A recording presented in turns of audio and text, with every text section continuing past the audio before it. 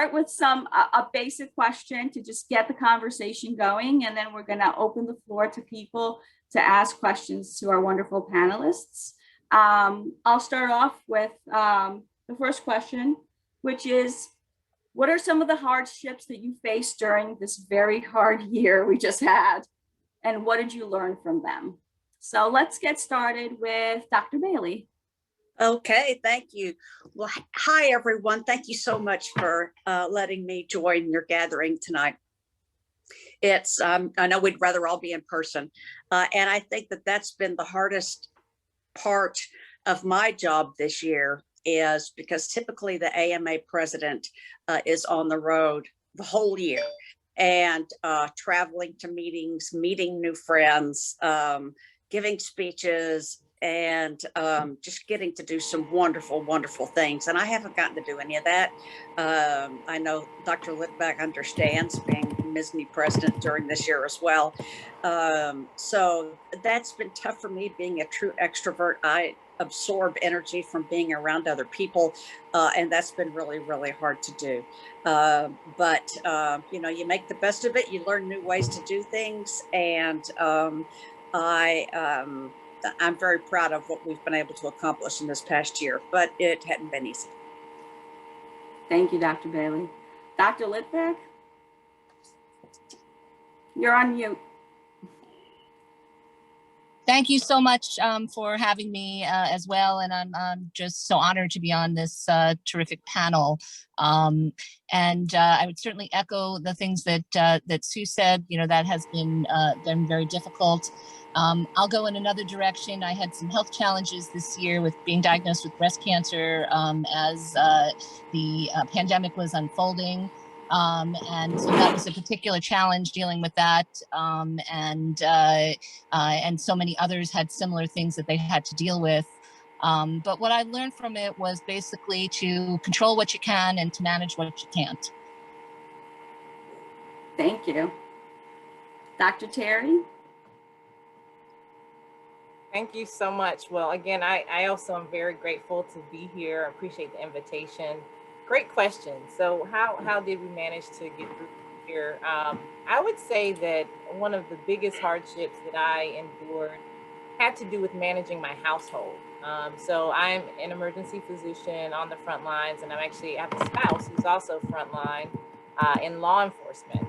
And so we were actually terrified, certainly early on in the pandemic, of bringing COVID home to each other, and took every measure that we possibly could to avoid doing that.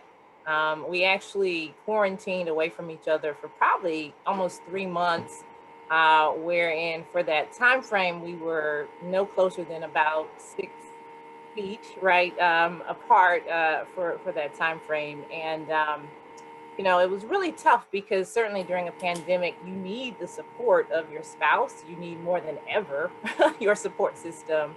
And so what we quickly realized was that that wasn't going to work, and that we were not going to spend the entire year away from each other.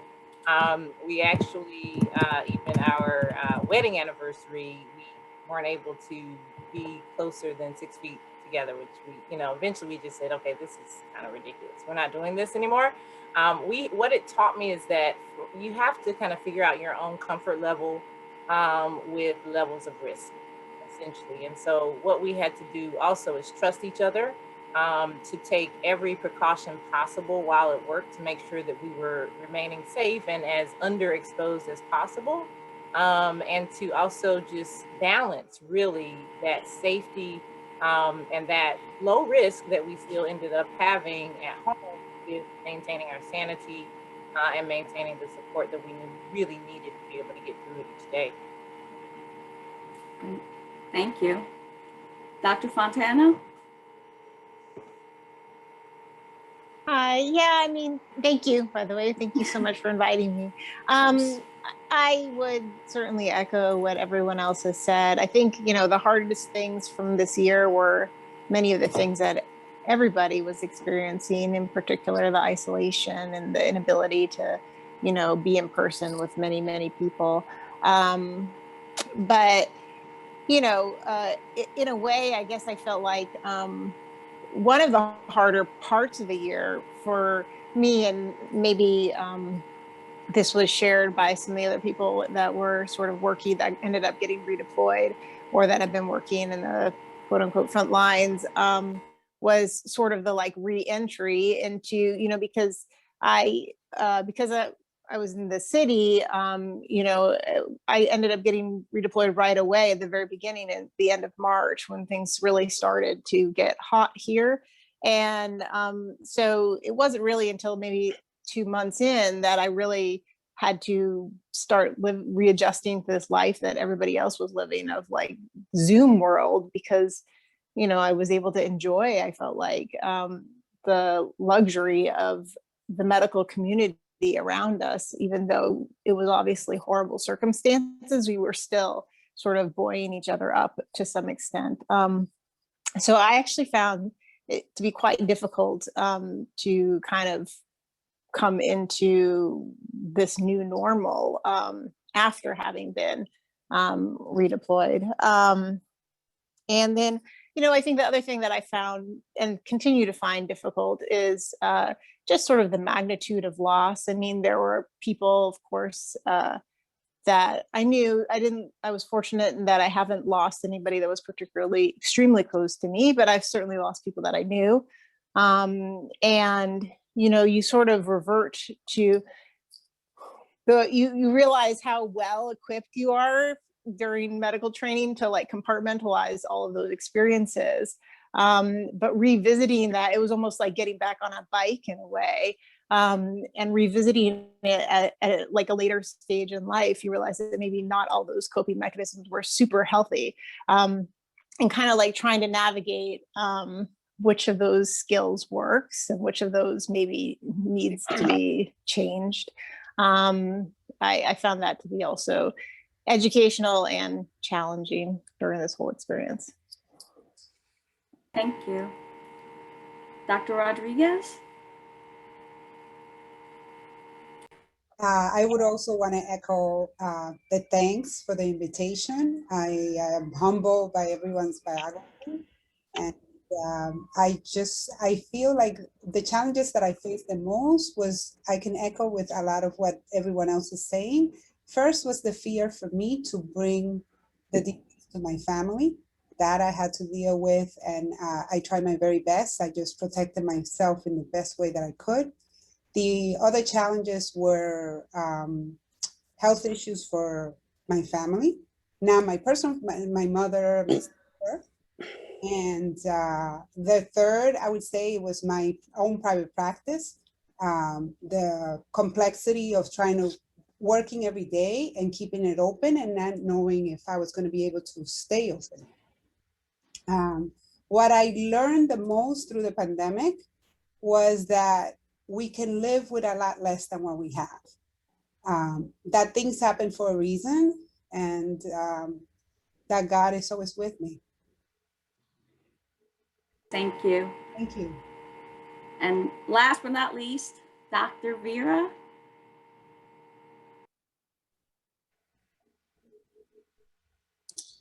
Hi, thank you so much for having me. It's such an honor to be here. I agree with everything my colleagues said.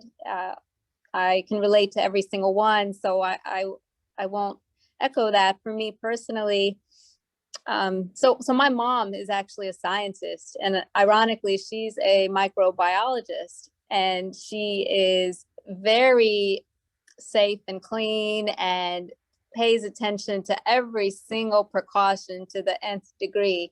Yet in the middle of the year, she did have COVID, and she tested positive and was feeling very sick. And that's when it really hit me that even though I was working in the hospitals during that time, it just made me realize that this pandemic isn't going to discriminate against anybody. You could be so super careful, or you could not be careful. There's so much to it that we don't understand, and that we all have our kind of struggles differently. But for me, it was just a matter of figuring out travel plans, your household management, and of course, keeping your own patients and family healthy, and just learning how to deal with new ways of communicating and reaching out with everyone. So for me, that was the biggest challenge, but also the biggest reward when you realize that, you know, together we can accomplish so much more than you thought you could. And I didn't mention in my bio, but I'm thankful to be part of such a wonderful group private practice. It's Long Island Plastic Surgery Group. And I think just whether you're in solo practice, an academic practice, a small group practice, just learning how to, you know, survive this thing together has been really rewarding for me. Thank you. I'm going to pass it on to our immediate past president of the Nassau Academy of Medicine and a past president of the society as well, Dr. Kara Moody, to pose this next question. Dr. Moody? Thank you all for being here tonight. I am so impressed by each of your CVs, and I can't thank you enough for what you've done to really advance women in medicine. Make us so proud of you. Could you share with me what maybe each of you was able to accomplish this year that you're particularly proud of? Do you want to start, Dr. Bailey? Sure. You know, I think I am proudest of a series of webinars that the AMA has done called What Physicians Need to Know. And we started doing these last summer when the vaccine trials were first getting organized. And it was our way of asking the FDA to be open with us, to be transparent with us, to make sure that physicians knew everything that was going on with the vaccine trial process, the development, the approval process, everything. And the first one was with Dr. Hahn, who was then FDA, the head of the FDA. And I remember asking him if there was a possibility that vaccines might be approved under emergency use authorization, expecting him to say no. And he said, well, we're looking into that. And I nearly hit the floor. And with all the subsequent, we've done 6 webinars now. I've done 3 with Dr. Peter Marks, who's the head of vaccine development at the FDA. And I think that those webinars have really been instrumental in building vaccine confidence among physicians, which then I think is our best way to build vaccine confidence amongst our patients. Thank you. Dr. Lifat? So I think what I am most proud of this year, I mean, I'm very proud that our society was able to get everything going and up and running and do it virtually and continue to be effective in what we do. But the thing that I think I'm most proud of is the work that we've done in the area of physician wellness and resilience. Our committee has been very active on that for many years and really saw a need because of physician burnout issues to have a peer-to-peer program. But there were roadblocks that were in the way, and we were concerned about an obligation to report and triggering an obligation to report.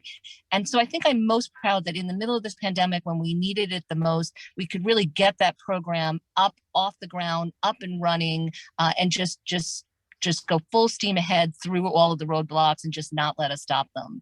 And so I think I'm most proud of that. And in combination with that, the Practice Transformation Initiative, which is a program that we've been doing with the AMA to bring our institutions along and to look at burnout and measure it. Again, that was stopped by the pandemic early on, but by the middle of the summer, we were able to get that up and running and going again. So when our physicians needed a program, we were able to get it done. It's great. It was so needed during the pandemic. Dr. Fontana?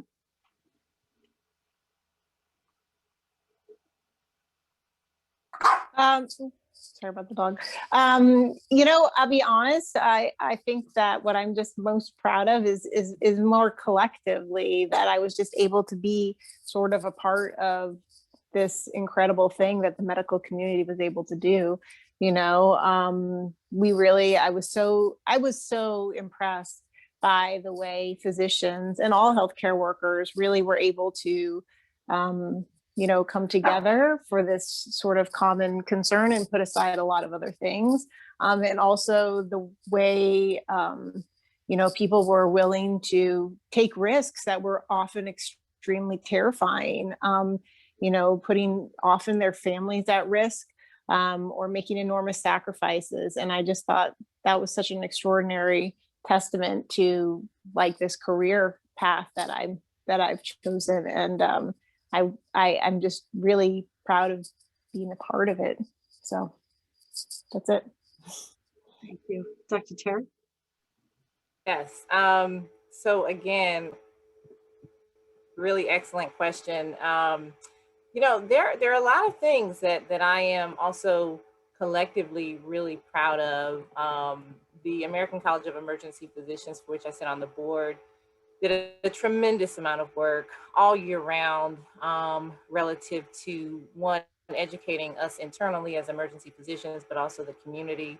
One of the products that I'd say I'm most proud of that ACEP put out is actually a COVID field guide that actually is an interactive online textbook, really, that is very comprehensive from A to Z in terms of COVID management, recognition, testing, even vaccinations, et cetera, how to manage the surges that we were seeing in the emergency department, how to manage equipment failure that we were seeing in the emergency department, how to manage shortages of PPE and the like that we were certainly seeing in the ED. So I would say that product, which actually had hundreds of thousands of hits online and has since been cited by multiple government agencies, is probably the product that ACEP put out that I'm most proud of. But that was a collective venture. I would say for me personally, while I was actually pretty productive during the year professionally, as I was able to do more writing and research than usual, what I'm most proud of is having gone outside of my usual comfort zone and joining forces with a private philanthropic effort to fight the pandemic. So, while my academic and organized medicine and board work experience is pretty extensive, my involvement with the internal efforts of a private philanthropy group is definitely well less developed. To this end, I was actually asked to serve on the advisory board of the Stop the Spread, which is a private organization and is powered by Impact Assets.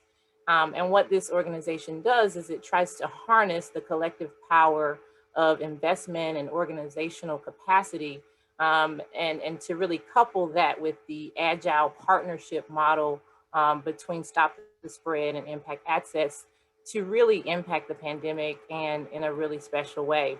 And so it was, again, something outside of my comfort zone, but I really appreciated being a part of those efforts and still am on the advisory board because the impact really of that work was outside of the emergency department, was outside of organized medicine relative to the specialty of emergency medicine.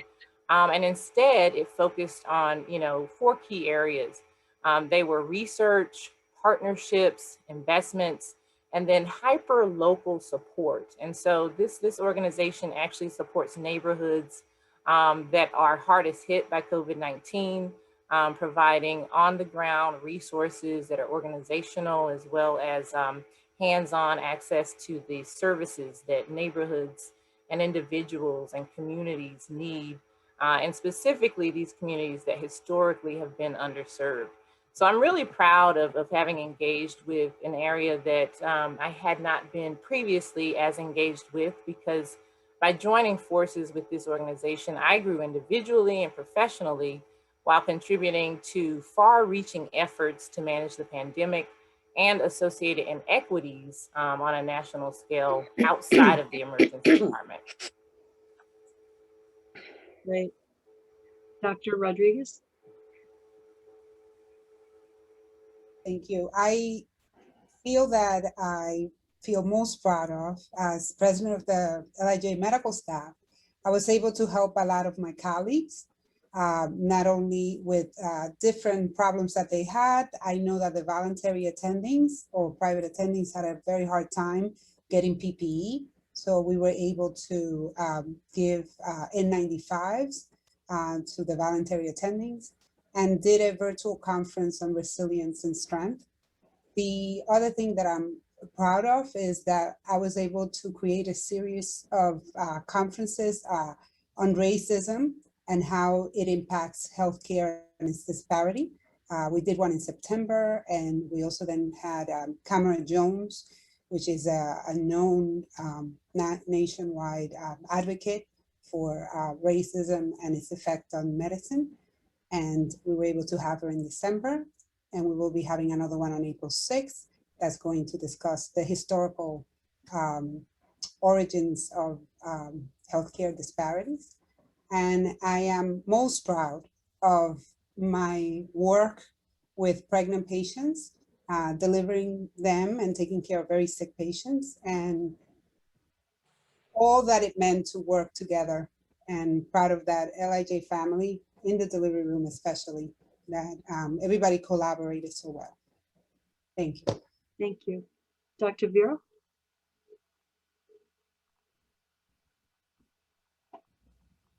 And a lot of challenges this year, but I noticed from most everyone's biographies, we all practice in specialties, which I'm so grateful we're able to continue during the pandemic, because we, many of us provide such essential services. My passion is actually breast reconstruction as a plastic surgeon. And while a lot of plastic surgery, and I do a lot of aesthetic surgery too, while that stopped, breast reconstruction and even trauma or hand surgery trauma, all of that was allowed to continue. And I think for many of us, just, you know, being a physician is just part of our identity. It's who we are. So, you know, being able to work in person, I think, I don't know, kept me sane during a pandemic. I think if I had to stay at home and be on virtual screens all the time, I probably would have gone crazy. So I'm just, you know, proud of all of us that, you know, we were able to continue caring for our patients. I'm really proud of my group. Again, Long Island Plastic Surgical Group. We had to do so many different types of pivots on a week by week, on a day by day basis, just to maintain our, you know, patient volume in a very safe manner. And in a way, personally, I'm kind of proud that I didn't strangle my kids doing all of their virtual schoolwork. That also drove all of us crazy. But I'm proud that we were able to pivot and come up with new educational opportunities for them. You know, I decided to take up new roles that I never thought I would do, such as being their gym teacher when, you know, instead of having a gym curriculum at their elementary school, it would consist of maybe a 20-minute virtual worksheet. I said, we can't have this. We're going to have gym every day at my house. And I would do like a little personal training session for them, or I would do whatever I could just to keep them active and engaged. And I think we all learned a lot from the experience. Thank you all for sharing your amazing contributions. And I'll give it back to Stav. Thank you, Dr. Moody. Thank you, everybody. I'm going to pass it over to Dr. Bernadette Riley, who's another executive board member of the Nassau County Medical Society and the Academy of Medicine. She's also our chair of education at the Academy. So Bernadette wears a lot of hats too. So I'll pass it over to you, Bernadette. Thank you. What inspirational stories. And my question is going to be based on the fact that you guys are amazing role models for all, not only males, but also female physicians. So based on your own experiences, what advice would you give a medical student or a young physician? And I'm going to go down the panelists. Okay, so let's start with the president of the AMA, Dr. Susan Bailey. Thank you. You know, my advice to younger physicians, as well as all physicians, is just decide for yourself what you want to do with your life. And because nobody else can do that for you, really. If they do, you're not going to be happy. And then just do it. Realize that you can do anything that you want to do. You may not be able to do it all at the same time. But you know, but make your decision and go for it, and don't let anybody tell you no. What great advice. Hard to do, but great advice. And really important, I think, in the medical field. Okay, so Dr. Carmen Rodriguez, are you ready to answer that one? Yes. I would have to say that I would tell medical students something they really love in medicine. Just because as the years pass, you want to keep some of that passion. Go strong against roadblocks. Take a break if you must. That's okay.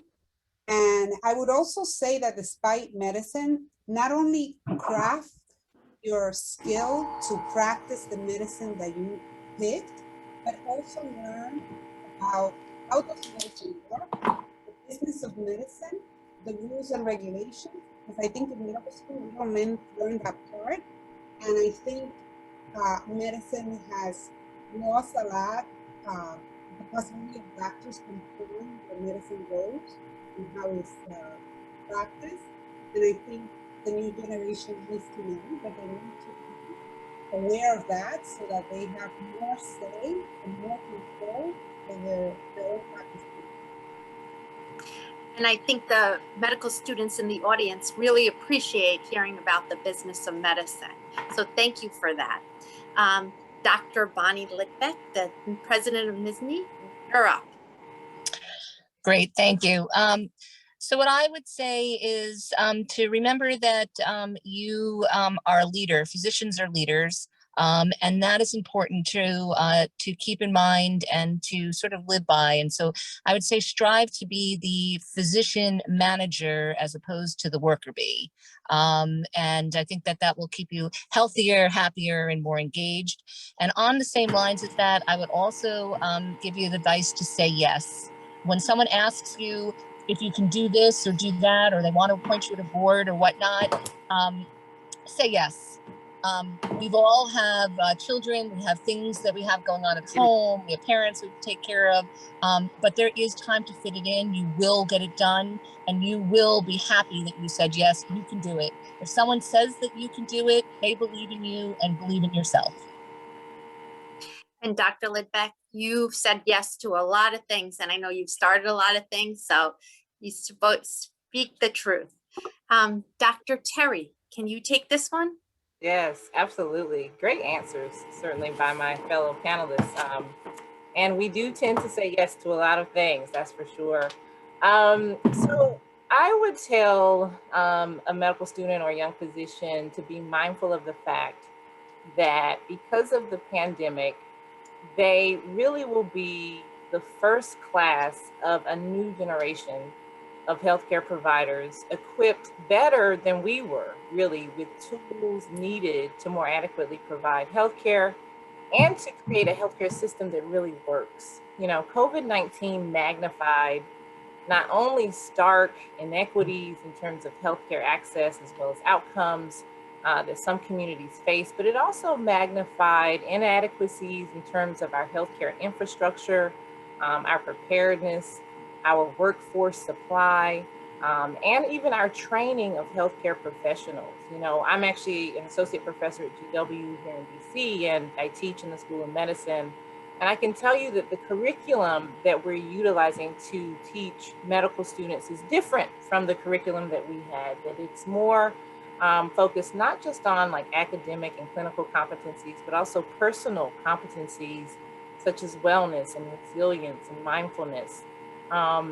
We are teaching about the social determinants of health. We're teaching about how we as healthcare providers and physicians in particular can be instrumental outside of the clinical setting to really impact health. We're teaching our students that the fact of the matter is that only about 20% of what we do at the bedside clinically really impacts health outcomes, right? And so that other 80%, we're doing more and more teaching. And so I would tell a student or a young physician to be really grateful for being a part of this new class of healthcare providers, being equipped with the tools really needed to truly transform our healthcare system. I think that right now there's an enormous opportunity to transform our healthcare system and to use technology, which young physicians tend to be far more savvy with, through means such as augmented intelligence and machine learning to really change how we deliver healthcare and to really change the outcomes that we really yearn for and need in this country. And so it's like COVID-19 kind of gave us permission, if you will, to pursue these new delivery pursuits and new innovative ways to take care of patients. And so I would tell medical students and young physicians to spend some time thinking about where their individual interests might lie and align with some of these opportunities that the pandemic has presented, and then to run with it. That was stated so eloquently, to say the silver lining seen in a pandemic. And as you can see, we do have some medical students, so I think they're really going to appreciate that, because they also had their curriculum upended. Some of them had to switch to remote and things. So you stated that so eloquently. Thank you for that. Dr. Fontana, you're up. Yeah, that's a hard act to follow. I completely agree with what everyone said, but in particular, this idea that this really is an incredible opportunity for people who are just entering medicine to not just find your own path, but to really and to maybe shape your career the way you want it to be, but also to make medicine so much better than it currently is. And that's really exciting, I think. I guess the only other thing I would just say that hasn't been mentioned is to find your colleagues, find your friends, your fellow doctors are going to understand your experiences throughout your career in a way that nobody else outside of medicine will. And that's really valuable, and it doesn't ever stop being valuable. At all stages of your career, you find yourself leaning on those people again and again. So. Great. And then Dr. Vera Machinini, I know you work with a lot of residents and students. Can you answer that question? I'm still learning, and I love all the answers given thus far. And I'm a big fan of Dr. Litvak because I try to be as active in MSNY as possible. And I would just say to the medical students and residents, never, undervalue your education. No one trains for as long and as hard as we do. And just as a whole, to physicians, there's constant threats to our livelihood, our well-being. At times, it feels that way, and it can be very difficult. And so, in order for me to say yes to the things that I'm passionate about, and one of the big things is physician wellness and just physician advocacy. You have to learn to say no to the things that you don't like to do and aren't productive to that goal. Because if you can't free up time to be passionate about the things that really matter, you have to say no to, and I'm constantly saying no as much as I'm saying yes, whether it's to patients, to my family, to some type of workplace responsibilities. There just has to be a balance, and I'm still figuring it out, but I would encourage everyone to keep an open mind for that.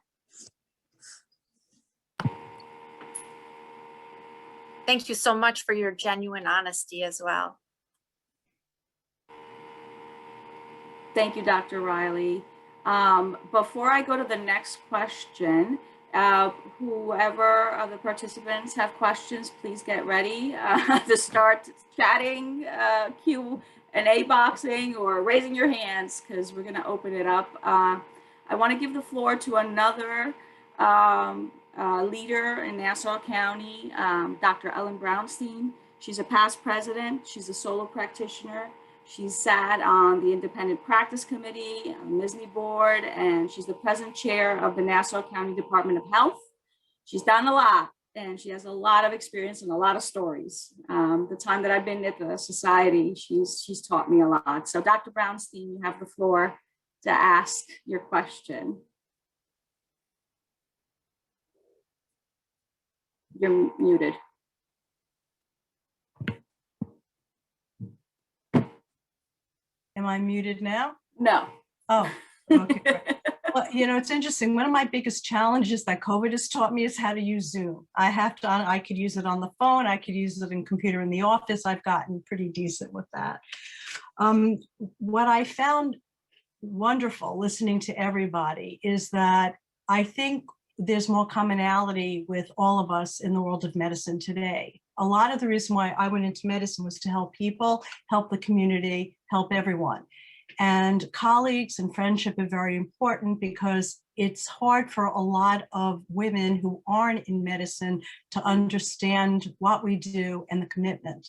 And for me, it's been a commitment with my patients personally, and also the community, which is partly why I go into public health. So I wear many different hats, and I'm still a solo practitioner today, which is absolutely unheard of. And I will never give that up. And that's what makes it very special for me.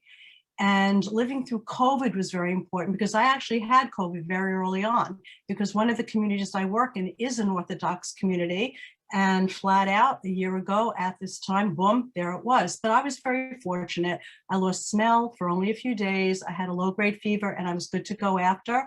I got my vaccinations. I talked to my patients. My whole office is vaccinated and we move forward. But I have a very different question to ask. We're all women. We're all in the medical community. And here is my question, and basically from Dr. Bailey on down to anyone who wants to jump in. So here we are. How do we handle the non-medical leadership? Remember, not the medical leadership, the non-medical leadership of COVID, because that has been a major challenge. You hear everything from Google to Wikipedia to what your community leaders say, to governors, to people in charge. And the message is not always the same, but our message needs to be consistent. And at the end of the day, it's us giving the vaccines, Ivor pods. How do we handle that? And how do we handle it well? So we're not challenged, it's not thrown back at us, and we can keep moving forward. Because as I tell my patients, quote, I'm going to tell you the truth. I don't know the answer, and nobody really does. How do we do that? Dr. Bailey, might as well start with you. Okay, easy question. That has been a major challenge for all of us. And, you know, the AMA president's no exception. Oh, yeah.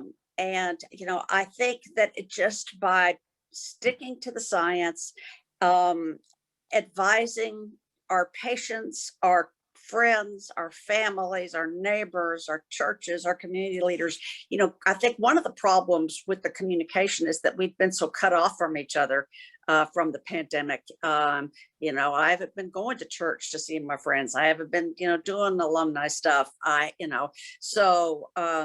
But just to reaffirm that it's always okay to ask your own doctor. And, you know, that's most people really, really trust their own doctor to give them the, you know, the honest answers. Dr. Litvak, I'm looking at everybody here on say, I feel like I'm on the Brady Bunch, but you can't. So I absolutely agree with Sue. It's about, you know, getting out the word that we need to follow the science. We have combated, she's been doing this nationally. We've been doing it here in New York at MSNY. And one of the things that I would say we've really been doing is we've hit the airwaves. I mean, anybody that wants, that asks, I will talk to them via Zoom, via satellite, just a reporter on, you know, via phone. Whatever I can to make sure that it is a doctor that's getting the medical information out there. And we've had our doctors throughout the state doing that, where whether it's a church that's asking them to do it, their temple, their mosque, their you know, their school, the PTA. We have an army of doctors here, and as I said before, we're all leaders, and getting our voice out there in our own communities and in our own state, I think is the best way to combat the non-science. Dr. Fontana? Yeah, I mean, I don't know what else there is that you can do other than, tell patients what you know honestly. I mean, you can't make people listen if they don't want to listen to you. I mean, when patients ask me, I typically in my office, I always ask the patients if they've been vaccinated now, because almost all of them are eligible at this point. And sometimes they ask me if they should get vaccinated, and sometimes they really have enormous hesitations about it. And my answer is always the same, which is that I've taken care of a lot of patients that have died of COVID, but I haven't taken care of any that have died of a COVID vaccine. So, I mean, I don't know what else to what else to tell them. Dr. Rodriguez? I echo what everyone else has said regarding the education. I believe the doctor-patient relationship is probably the strongest of all the information that is out there. If you tell your patients and you tell them the truth and to follow the science, and hopefully in this last few months, we have more doctors talking about it rather than previously they were kind of muzzled about the science. And I am glad that that's the case. And just ourselves in our communities, in our hospitals, in our offices, wherever we are, to let everyone know that, again, that the vaccine is the best to try to beat what we're going through. Dr. Terry? Yes, so it's a great question. I think the answer is really amongst us here, and that is through organized medicine. So whether it's national, state level, or locally, I think that we have to, as physicians, make it clear that how important it is to be involved with organized medicine, how important it is that every physician is a member of the AMA. That's my opinion. I know that's controversial for some. I believe every emergency physician should be a member of ACEP. And so, because the reason why it matters is that in order to really impact in a meaningful way policy, so we're talking about non-physician leaders, let's talk about our politicians, let's talk about in DC, the policymakers and the like. In order to effectively influence those dialogues, we have to have a seat at the table. And the reality is that organized medicine provides a great vehicle by which the entire physician community can have a seat at the table. I think that it's important that we emphasize to our younger physicians and even older physicians that our PACs matter, right? And so in terms of donating money to our political action PACs so that we can influence those dialogues outside of the clinical setting really is important. And, I will say that during COVID, ACEP actually saw a rise in membership because I think people realize that hey, we have to get together on this. We have to come together and put aside any issues that we may have because we truly do need each other. And I think that applies as well in terms of, again, impacting dialogue outside of the clinical setting that of course then trickles down to getting at the science and then hopefully reaching individuals and communities that, are more hesitant or just poorly informed in terms of the realities and the facts. Okay. And Dr. Vera Marciani, and if I mispronounce your name, I'm sorry, I've been working very hard at it. No problem. I think it's difficult for me because I get such a multitude of answers back when I ask patients, well, why haven't you gotten vaccinated? And it ranges from conspiracy theories over the origin of the vaccine to simple, well, it's my personal choice and I don't have to do it. And then a lot of it is just legitimate fear, fear of side effects, fear of that the vaccines have not been tested long enough. So it takes some time to tease out on a one-to-one level with your patients. Well, what is it about this person that makes them not want to take the vaccine? Occasionally, it's also access and transportation. But I think, we're doing a much better job on that as a state. So for everyone, it's different. So you kind of need a tailored response back, whether it's providing links to resources, and sometimes it can't be, you can't just provide somebody who's older and not very internet savvy with making their appointments. Sometimes you have to pass that information on to their trusted family member so they know how they can get their older family member to a vaccine location and to get an appointment. And for others, it's just educating them with regard and learning how to talk to patients. And it's frustrating still. I've definitely converted some of my patients who were hesitant, but there's others that I can't reach. And I agree with what Dr. Terry said, that I think organized medicine and the policies that are put out can have a greater impact. Thank you. Thank you guys very much for that.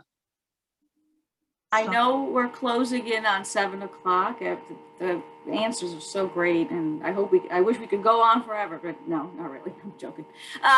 So if we have any questions by our participants, we just have a few minutes because I know our panelists have. Okay, here we go.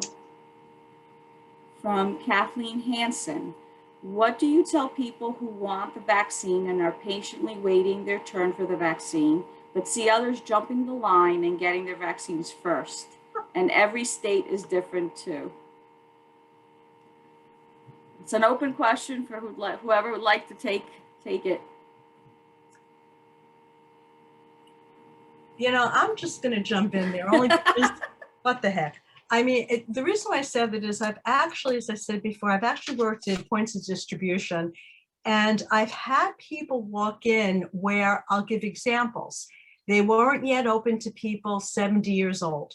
Yet the people at the distribution center felt that in a week it was going to be open. The people were here. One of them was in a wheelchair. Why send them away? It just makes sense to do it and just get it done.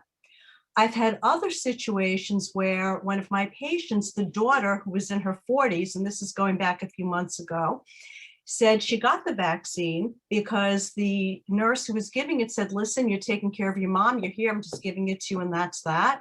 And then I've had other situations where people have walked in and lied about what they did for a living just to quickly get it done because they wanted it done. And now what I'm hearing is they're opening it to more people. I know the state of New Hampshire finally is opening it to everyone. They literally were very rigid. My son lives up there. And now come Friday, anyone can go and get it done. And patients are asking me about their 16-year-old children that they're about to start giving vaccine. So it's a very interesting question because from one side of the coin, we kind of want everyone to get vaccinated as soon as possible. And from the other side of the coin, we feel that it's important to get some done versus others. And everyone has a story. Everyone has a reason. I don't know the answer. I'm just throwing it out there. I don't think that there is an answer. Oh, and my last one, I'm sorry, a woman with ovarian cancer. She was supposed to get it done, and there was a question of a chemo that she had been on. No one knew the answer, so they would not give her the vaccine. And 1 week later, she went back and she did get the vaccine. So again, there are so many different questions that are asked at one end. I know when I went, I happened to get my shingle shot 16 days before. And one of the questions was 14 days before. And I literally had to count it out. I was fortunate, but I've told patients of mine, if you're going to get the shingle shot, don't get it now because you don't know when your COVID vaccine will be open. Wait until then. So I think it's very complicated. I don't think there's a simple answer to it. Anyone else? I would just say as of April 6th, it will be opened up in New York to all those over age 16. And that's the ultimate goal, which is to get everybody vaccinated and have everybody eligible. Wish that we did not have to have this system of prioritization, but when the vaccine was in short supply, we had to prioritize. And so luckily we're at the point now where as of April 6th, everybody in New York over age 16. And today there was a study released by Pfizer saying that the vaccine's very effective, almost 100% in children aged 12 to 16. So hopefully that will, by the next couple of months, we'll get the emergency use authorization expanded down to age 12, at least for Pfizer. And again, all good news that it's now open to everyone and that we actually have the vaccine available for everyone. Thank you. And we can only take one more last question. Does anybody else have any questions? I had a question. Yes. Hi, Hi. I'm Sarah. I'm a new attending. So actually, I finished residency during the pandemic, and now I find myself in this position where I can be a mentor and teacher to others. So thank you so much for everything you said. And I just wanted to ask your expertise and what you would recommend to be a great mentor. Like, what would be your advice? As you know, probably throughout your careers, had great mentors, and just wanted to hear your experience with that.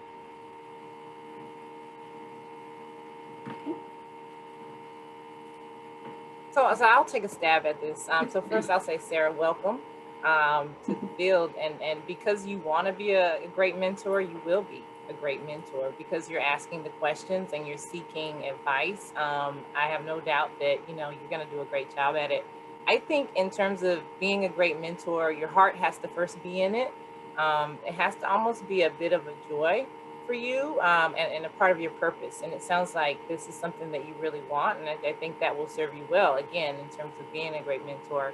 I also think that it's important to understand your specific skill set and what you can best help a mentee with. And so there are different types of mentors, right? There are research mentors, there are academic mentors, clinical mentors, et cetera, professional mentors in general. So I think that figuring out what niche within that scope would fit you best would be really helpful, first and foremost. And then, certainly seeking out, your first mentee, preferably around that particular specific skill set that you might bring that aligns well with that mentee's needs as well. Great. Thank you, Dr. Terry. I think that's all the time we have. I just want to say thank you so much for each and every one of you for taking the time to speak to our membership and anybody else who joined today. I think it was enlightening. We learned a lot. We appreciate all that you've done so far and will continue to do. And thank you again. So have a wonderful night. Stay safe. Be well.